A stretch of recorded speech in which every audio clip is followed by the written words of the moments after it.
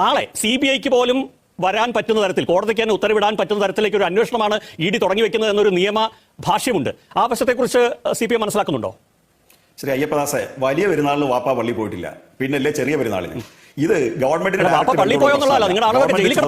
അതല്ല ഉദ്ദേശം.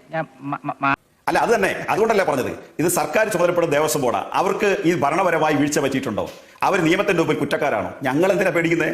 എന്തോ എങ്ങനെ വിശ്വാസ സമൂഹത്തെ ആകെ തെറ്റിദ്ധരിപ്പിച്ച് ദേവന്റെ അനുജ്ഞ എന്ന് പറഞ്ഞ് ലോക ചരിത്രത്തിൽ ആദ്യമായി ഒരു ശാസ്ത്രജ്ഞനും കണ്ടുപിടിക്കാത്ത കോൺക്രീറ്റിൽ ചിതലരിക്കുന്ന ചിതലുകൾ ലോകത്തുണ്ട് എന്ന് ആദ്യമായി കണ്ടുപിടിച്ച അക്കാര്യത്തിൽ ശ്രീ പ്രയാർ ഗോപാലകൃഷ്ണൻ, ശ്രീ അജയ് തറയിൽ, ശ്രീ തന്ത്രി രാജീവ് കണ്ഠരര്, ഇവർ 3 പേരും ത്രിമൂർത്തികളാണ് ഇങ്ങനെ ഒരു ശാസ്ത്ര സത്യം ലോകത്തോട് വെളിപ്പെടുത്തിയത്. അങ്ങനെയുള്ള തന്ത്രിയുടെ വീട്ടിൽ ED പോകണ്ടെന്ന് കരുതിയത് അദ്ദേഹത്തിന്റെ ഏറ്റവും അടുത്ത ബന്ധു ഇടുക്കി ജില്ലയിലെ RSSന്റെ പ്രഭാരിയാണ് എന്നുള്ളത് കൊണ്ടാണെന്ന് ജനങ്ങൾ പറഞ്ഞാൽ അങ്ങ് അതിനെ എങ്ങനെയാണ് നേരിടുന്നത്?